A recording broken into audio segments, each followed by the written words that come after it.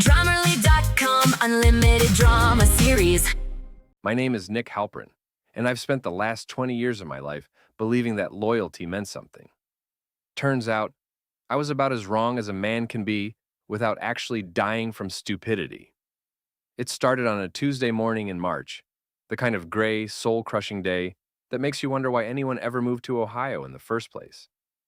I was under the hood of a 2019 BMW, detailing the engine bay for some lawyer who probably made more in a day than I see in a month, when my phone buzzed with a text that would change everything. The message was from my wife, Renee. Having dinner with Eric and the girls tonight. Don't wait up. Nothing unusual there. Renee had been spending more time with her salon friends lately, ever since she'd expanded her nail business into that fancy new location downtown. Eric Sloan, my best friend since high school, had been tagging along to these social gatherings more often too. I figured he was just trying to network. Car salesmen are always looking for new connections. But something about the timing felt off. This was the third dinner this week, and it was only Tuesday. I finished up the BMW and headed home to our modest two-story house on Maple Street. The place looked the same as always. White siding that needed a fresh coat of paint, small front yard with the oak tree we'd planted on our 10th anniversary. But walking through the front door felt different somehow, like coming home to a house that wasn't quite yours anymore. Renee was in the bedroom getting ready. She'd laid out her black dress, the expensive one she usually saved for special occasions, and was applying makeup with the kind of precision that suggested this wasn't just dinner with friends. "You look nice," I said, leaning against the doorframe. "Where are you guys going?" "That new Italian place on 5th Street," she replied without looking at me. "Lila says their wine selection is amazing." Lila Martinez was Renee's business partner, a woman who collected gossip like some people collect stamps. If Lila was involved, there would definitely be drama before the night was over. "Eric's really become a regular at these things," I observed, trying to keep my tone casual. Renee's hand paused for just a fraction of a second as she applied her lipstick. "He's good company, and he knows a lot of people who might be interested in our services." "Right, business networking." She turned to face me then, and I caught something in her expression. A flicker of guilt, maybe, or irritation. "Is there a problem, Nick?" "No problem. Just seems like you're spending a lot of time away from home lately." "I'm building a business. I thought you'd be proud of that." "I am proud. I'm just saying—" "You're just saying what exactly?" Her voice had an edge now, the kind of sharpness that meant this conversation was about to go somewhere I didn't want it to go. I held up my hands in surrender. "Nothing. Have fun tonight." She softened slightly, came over and kissed my cheek. "I'll try not to be too late." After she left, I cracked open a beer and settled into my recliner to watch the game. But I couldn't concentrate on the action. Something was eating at me, a nagging feeling that I was missing something important. Around 10:30, I decided to drive over to Flanagan's, the neighborhood bar where I'd been drinking since I turned 21. The place hadn't changed much in 2 decades. Same scarred wooden bar, same neon beer signs, same smell of cigarettes that had soaked into the walls back when people could still smoke indoors. Lana Morrison was working behind the bar, as usual. She was 30, attractive in a no-nonsense way, and she knew more about what was happening in our neighborhood than the police, the mayor, and the local newspaper combined. "Nick," she called out when she saw me, "what brings you out on a Tuesday night? Thought you'd be home watching the game." "Renee's out with her crew again. Figured I'd come see how the other half lives." Lana poured me a beer without being asked. "Italian place on 5th Street, right?" I looked at her sharply. "How did you know that?" "Honey, I know everything that happens in this town. It's my job." She leaned across the bar, lowering her voice. "But I gotta tell you, Nick, I haven't seen any of Renee's usual crowd tonight. Lila was in here around 8, drinking alone and looking like someone had stolen her puppy." The beer suddenly tasted like cardboard in my mouth. "What do you mean?" "I mean, if your wife is having dinner with the girls, she's doing it without the girls." I stared at her for a long moment, processing this information. Maybe they changed plans. "Maybe." Lana didn't sound convinced. "Or maybe there's something you need to know." Before I could ask what she meant, the door opened and Eric Sloan walked in. My best friend looked like he'd been through a blender. His usually perfect hair was messed up, his shirt was wrinkled, and he had the kind of guilty expression that every married man recognizes. Nick! He seemed genuinely surprised to see me. What are you doing here? Having a drink. What's your excuse? Thought you were at dinner. Eric's face went through several different expressions in rapid succession. Surprise, guilt, calculation, and finally resignation. Yeah, about that. We need to talk. Lana suddenly found something very interesting to clean at the other end of the bar. Talk about what? I asked, though I was pretty sure I didn't want to know the answer. Eric slumped onto the stool next to me and ordered a whiskey, a double. This is harder than I thought it would be. What's harder? Look, Nick, you're my best friend. We've known each other since we were kids. I never wanted it to happen this way. The bottom dropped out of my stomach. Wanted what to happen? Renee and I, we've been seeing each other for about 3 months now. The words hit me like a physical blow. I sat there for a moment, trying to process what he just said. My wife, my best friend. 3 months. You're telling me you've been screwing my wife? It's not like that. Well, it is like that, but it's more than that. We're in love, Nick. Real love. And she's going to leave you. I looked at Eric, really looked at him. This was the guy who'd been my best man at my wedding. The guy I'd lent money to when his car dealership was struggling. The guy I'd called when my dad died because I needed someone who understood. How long have you been planning to tell me? We were going to tell you together, but she chickened out at the last minute. Said she needed more time to figure out how to break it to you gently. Gently? I laughed, but there was no humor in it. That's considerate of her. Nick, I know you're hurt, but... Hurt? I turned to face him fully. Eric, hurt is what you feel when your team loses the playoffs. This is something else entirely. I know, but maybe this is for the best. You and Renee haven't been happy for a long time. Anyone can see that. Anyone can see that? Who's anyone? How many people know about this? Eric's silence was answer enough. Jesus Christ. How many people? Not many, just a few close friends. I stood up, tossing a 20 on the bar. Well, congratulations, Eric. You've managed to destroy a 20-year marriage and a 25-year friendship in one conversation. That's got to be some kind of record. Nick, wait! But I was already heading for the door. Behind me, I heard Lana's voice. Eric Sloan, you are one sorry piece of work. I drove home in a daze, my mind racing with questions and realizations. 3 months. They'd been lying to my face for 3 months.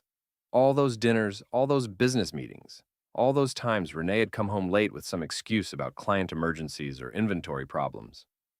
The house was still empty when I got there. I sat in my kitchen staring at the refrigerator covered with photos of Renee and me. Our wedding day, vacations, anniversaries. 20 years of history that apparently meant nothing. I was still sitting there when she came home at midnight. Nick? I thought you'd be asleep. She looked beautiful, I had to admit. Flushed and happy in a way I hadn't seen in months. Now I knew why. How was dinner? It was nice. Good food, good wine. She kicked off her heels and started toward the stairs. I'm exhausted. Coming to bed? In a minute. She paused at the bottom of the stairs. Are you okay? You seem upset about something. I looked at my wife, really looked at her. The woman I'd married, the woman I'd built a life with, the woman who'd been lying to me for 3 months. Renee, is there anything you want to tell me? For a moment, I thought she might confess. Her face went through the same series of expressions I'd seen on Eric's. Guilt, calculation, resignation. But then she smiled. The same smile she'd been giving me for 20 years. No, honey, nothing important. I love you. I love you too, I said automatically. But as I watched her walk upstairs,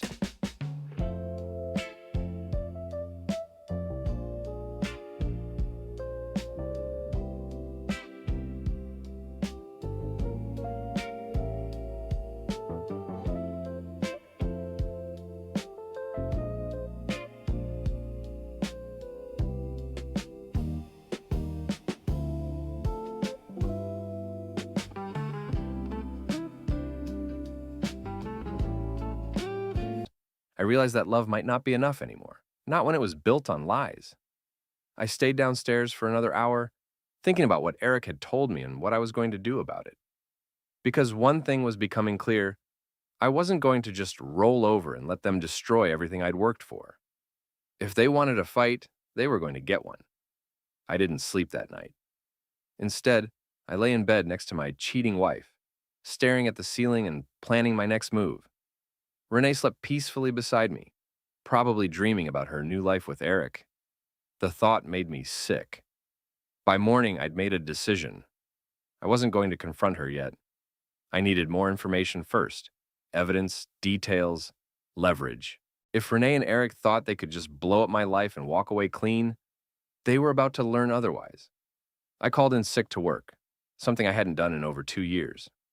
After Renee left for the salon, I started going through our shared spaces with the thoroughness of a crime scene investigator. Her laptop was password protected, but I knew Renee well enough to guess Glamour 2019, the year she'd opened the salon. I was right on the first try. What I found there made my stomach turn. Emails between Renee and someone named MC that went back 4 months, not 3, like Eric had claimed. The early messages were flirtatious but innocent enough.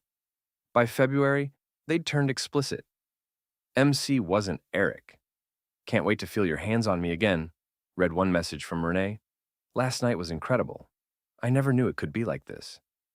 The response: "You deserve so much more than what you have. Let me give you everything you've been missing." I scrolled through dozens of messages, each one more intimate than the last.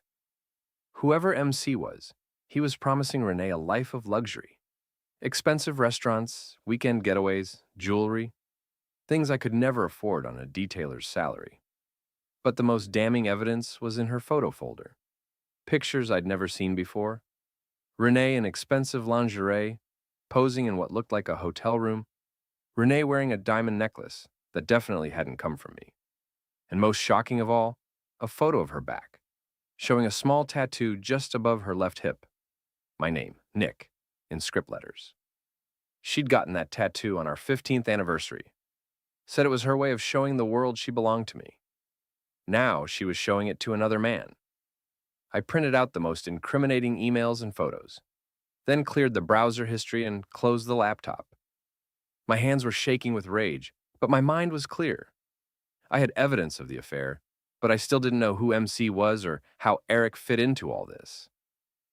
That afternoon, I drove to Flanagan's. Lana was setting up for the evening shift, and the place was empty except for one old-timer nursing a beer in the corner. "Nick," she said when she saw me, "you look like hell. Rough night?" "You could say that. Can we talk?" She poured me a beer and leaned across the bar. "What do you need to know?" "Everything, and I mean everything." Lana glanced around to make sure we weren't being overheard, then spoke in a low voice. "Your wife's been seeing Dr. Matt Caro. He's a plastic surgeon with a practice downtown, rich, married, and from what I hear, he's got a reputation for getting involved with his female clients." "How long have you known?" "About 6 weeks. I saw them together at that wine bar on Market Street. They weren't exactly being subtle." "What about Eric? How does he fit in?" Lana's expression darkened. "That's where it gets interesting. Eric's been telling people that he and Renee are together, making it sound like a big romance, talking about how they're going to get married once she divorces you. But she's not really with Eric. Not romantically, no. But they're definitely working together on something. I've seen them meeting, always in public places, always looking like they're planning something." I took a long drink of beer, trying to process this information. "So, Renee's sleeping with this doctor, but she's letting Eric think they're together? That's how it looks to me. And Eric's been spreading this story around town, making sure everyone knows about the affair. Almost like he wants you to find out. Why would he want that? That's the million-dollar question, isn't it?" I spent the rest of the afternoon driving around town, thinking about what Lana had told me. By evening, I'd formed a theory. Eric wasn't just sleeping with my wife. He was being used by her and this Dr. Caro for something bigger. But what? When I got home, Renee was in the kitchen making dinner like nothing had happened. She was humming to herself, happier than I'd seen her in months. "How was work?" she asked without looking up from the stove. "Fine. How was your day?" "Busy. We had 3 new clients come in. all referrals from existing customers. Business is really picking up. That's great. Any plans tonight? Actually, yes. Eric called and asked if we wanted to have dinner with him tomorrow night. I said yes. I hope that's okay. I studied her face, looking for any sign of guilt or deception. There was none. She was either a better actress than I'd given her credit for, or she genuinely believed she was getting away with this. Sure, I said, that sounds nice. Good. He's been such a good friend to us lately. I think he's lonely since his divorce. Eric had been divorced for 3 years. If he was lonely, it was by choice. Where are we going? That new steakhouse downtown. Eric's treating. Of course he was. Eric was spending money he didn't have, trying to impress a woman who was sleeping with someone else. Under different circumstances, I might have felt sorry for him. The next day, I did something I'd never done before. I hired a private. She just gave me a massage! That's it! Remember, I won't be a fool! Watch more on Grammarly.com. Investigator. His name was John Kellerman, a retired cop who specialized in domestic cases. He was expensive, but I figured my marriage was worth the investment. I need to know everything, I told him. Who she's seeing, where they meet, what they're planning. And I need to know about Eric Sloan, too. Something's not right there. How long has this been going on? John asked. At least 4 months, maybe longer. Any joint assets I should know about? Bank accounts, property, business interests? She owns half the nail salon. We have a joint checking account and savings. The house is in both our names. John nodded, making notes. I'll need a few days to put together a complete picture. In the meantime, don't do anything that might tip them off. Act normal, keep your routine, and whatever you do, don't confront anyone until we know exactly what we're dealing with. What do you think they're after? In my experience, when there's this much deception involved, it's usually about money. Your wife's business, your assets, something valuable enough to make all this lying worthwhile. That evening, we met Eric at the steakhouse. It was one of those places where the cheapest entree cost $50 and the wine list read like a phone book. Eric was already there when we arrived, sitting at a corner table and looking nervous. Nick, Renee, he said, standing to greet us. Thanks for coming. Renee hugged him a little too long, and I caught Eric's expression over her shoulder. He looked confused, almost hurt, like a man who wasn't getting what he'd been promised. This is a nice place, I said, taking my seat. Special occasion? Just wanted to spend time with my 2 favorite people, Eric replied, but his smile didn't reach his eyes. The dinner was surreal. Renee chatted about the salon, Eric talked about car sales, and I sat there knowing that both of them were lying about almost everything. At one point, Renee excused herself to go to the bathroom, and Eric leaned across the table. Nick, I need to ask you something, and I want you to be honest with me. Shoot. Are you and Renee having problems? I mean, serious problems? I looked at my best friend, my former best friend, and felt a moment of genuine sadness for what we'd lost. Why do you ask? She's been distant lately. When we're together, it's like her mind is somewhere else. And she keeps talking about making changes, big changes, but she won't tell me what she means. Maybe you should ask her. I have. She just says I need to be patient, that everything will work out soon. When Renee returned, she was glowing with excitement. I have an announcement, she said, raising her wine glass. I've been keeping a secret, and I think it's time to share it with the 2 most important men in my life. Eric straightened up, hope flickering in his eyes. I'm expanding the salon again. I found the perfect location, and I've got an investor who's willing to back the whole project. We're going to be the premier beauty destination in the city. That's wonderful, I said. Who's the investor? Someone who believes in me, someone who sees my potential. Eric's face fell. This clearly wasn't the announcement he'd been hoping for. When does this happen? I asked. Soon, very soon. There are just a few more details to work out. I had a feeling those details involved divorcing me and getting her hands on my half of our assets. The rest of the dinner passed in a blur of forced conversation and hidden tensions. When we got home, Renee was practically vibrating with excitement. This is it, Nick. This is our chance to really make something of ourselves. Our chance. Well, my chance. But it'll benefit both of us. You'll see. She went upstairs to take a bath, leaving me alone with my thoughts. I was beginning to understand the scope of what was happening here. Renee wasn't just having an affair. She was planning to completely rebuild her life, and she needed my assets to do it. But she'd made one crucial mistake. She'd underestimated me. I was done being the loyal, trusting husband. It was time to start fighting back. John Kellerman called me 3 days later with information that made everything clear. Your wife's been meeting with Dr. Matt Caro at least twice a week for the past 4 months, he said. Usually at the Marriott downtown, room 412. He's got it on a monthly rental. What about Eric? That's where it gets interesting. Sloane's been meeting with Caro too, but separately from your wife. They've had lunch 3 times in the past 2 weeks. I felt like I'd been punched in the stomach.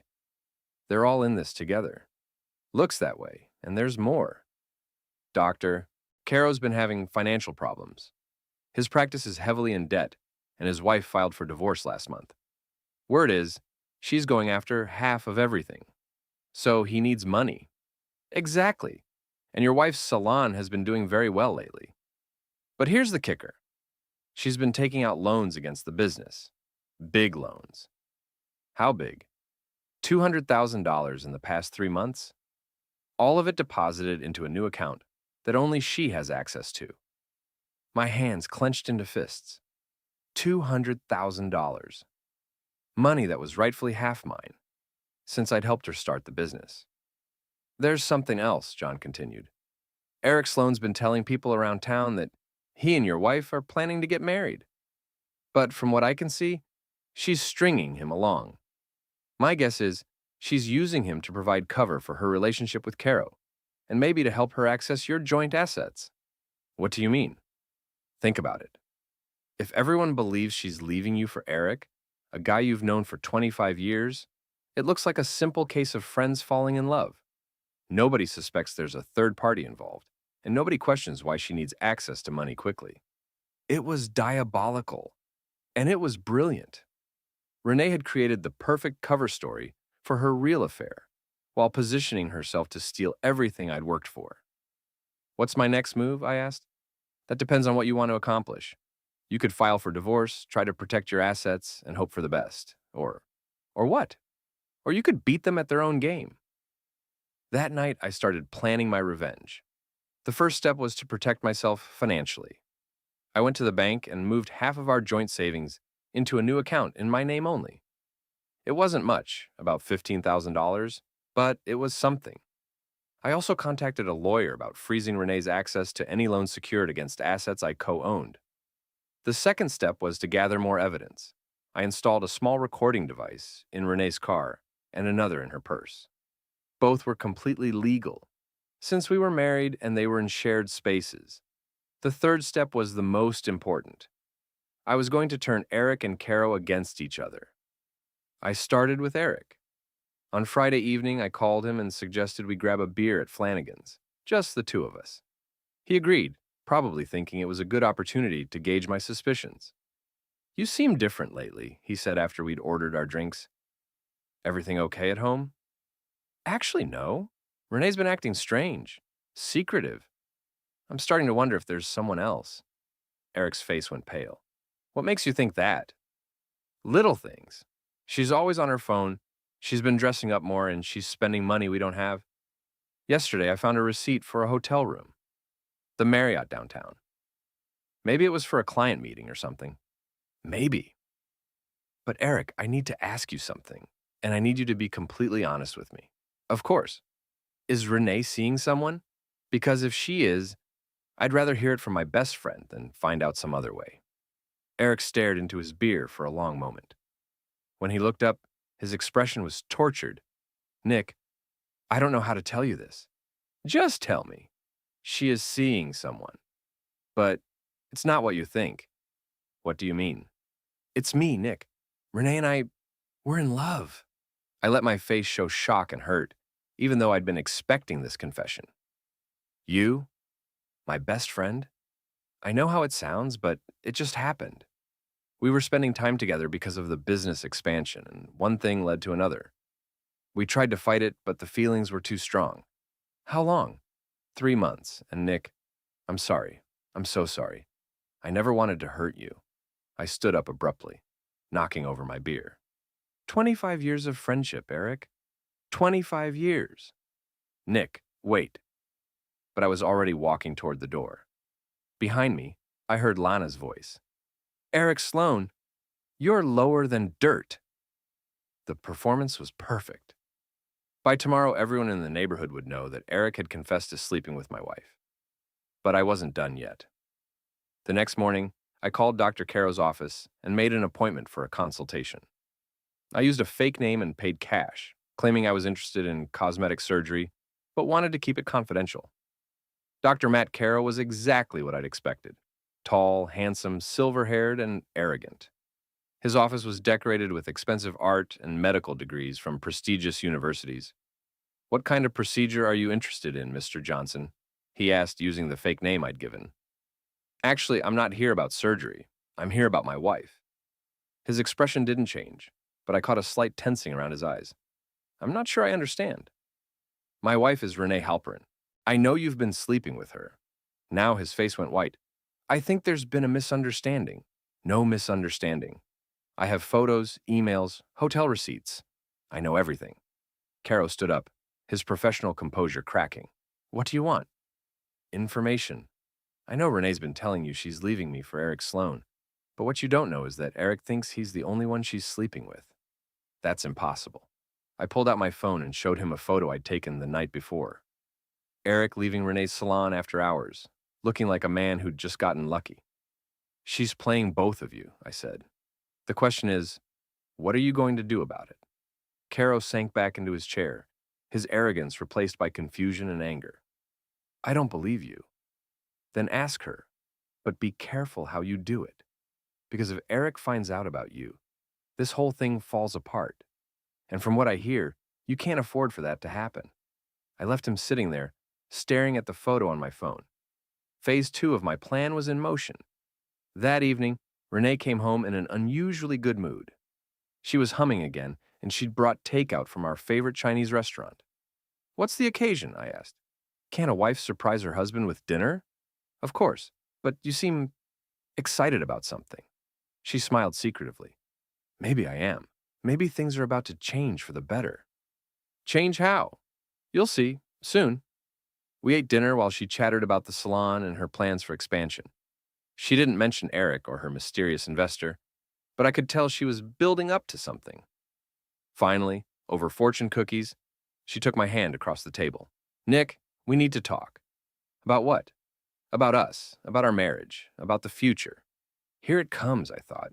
The big confession, the request for a divorce, the beginning of her plan to take everything I'd worked for. I'm listening, I said. I think we should take a break, a separation, just for a few months, while I figure some things out. What kind of things? Personal things, business things. I need some space to think about what I really want. And what about what I want?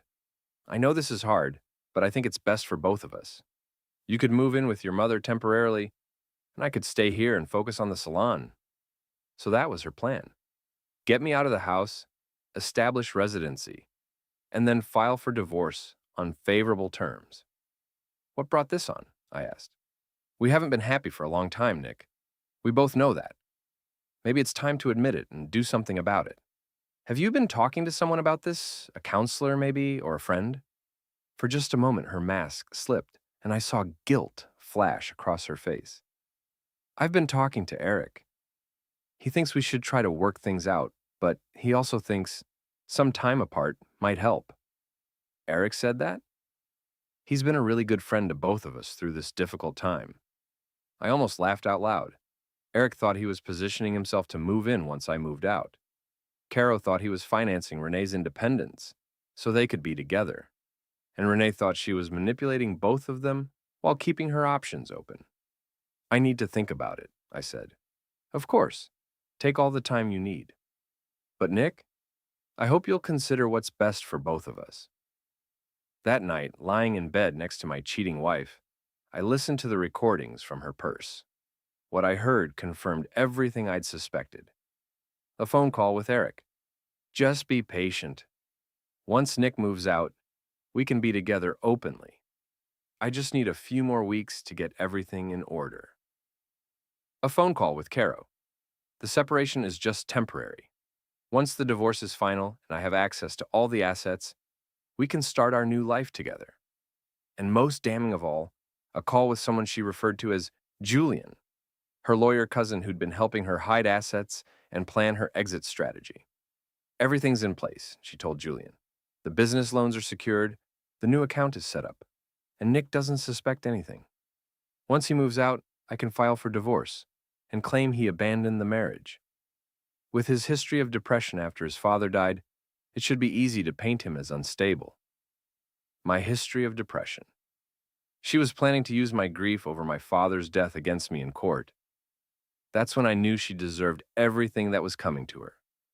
The next morning, while Renee was at work, I put the final phase of my plan into motion. I called Eric and told him I'd decided to move out, that I couldn't handle the thought of fighting for a marriage that was already over. "I'm sorry it came to this," he said, but I could hear the relief in his voice. "Just promise me one thing, Eric. Promise me you'll take care of her." "I will, Nick. I swear I will." Then I called Dr. Caro's office and left a message. "Tell the doctor that Mr. Johnson called.